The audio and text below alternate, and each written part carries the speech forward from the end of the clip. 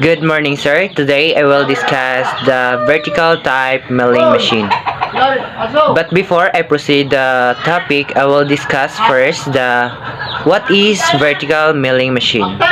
The vertical milling machine is a precision tool used for shaping and fabrication by the removal of stock, typically from metallic work pieces. Plastics and other materials can also be machined on the mill depending upon tooling and material. The milling machine is in which the spindle axis is perpendicular to the table is called vertical milling machine.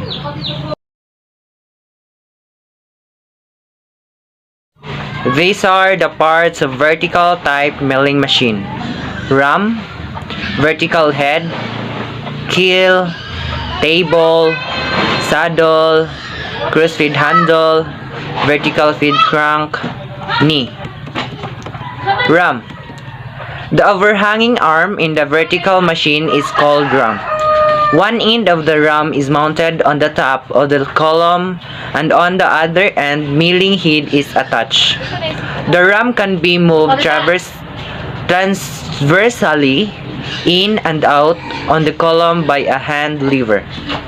Next, vertical head. A spindle, also known as a cutting head, is oriented vertically on a vertical milling machine.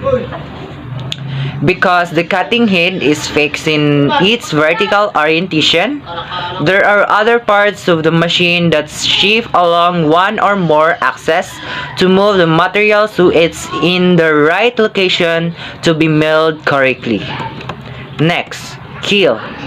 The keel allows the milling cutter to be raised and lowered in a manner similar to a drill press by moving the spindle in and out of the head.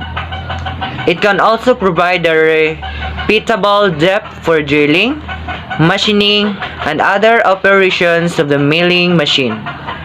Next, table.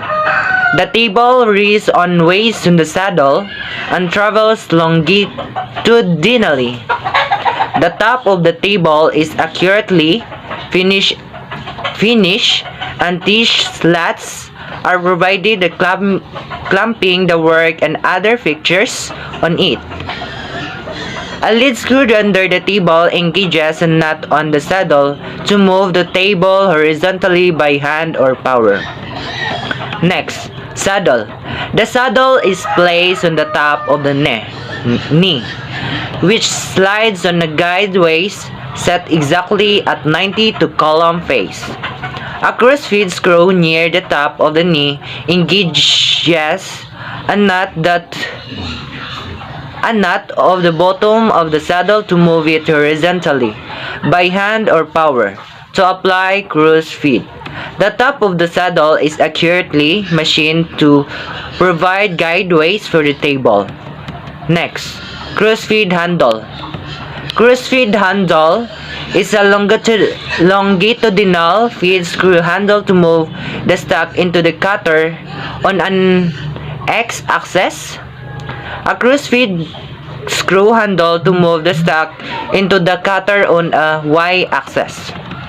Next, vertical feed crank. This is used to raise and lower the table. Lastly, knee.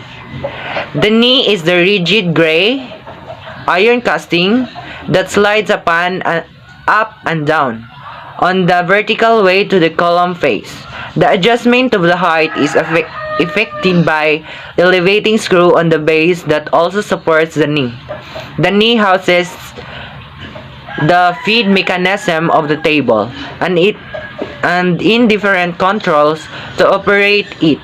The top of the face of the knee firm slide way for the saddle to provide cruise travel of the table.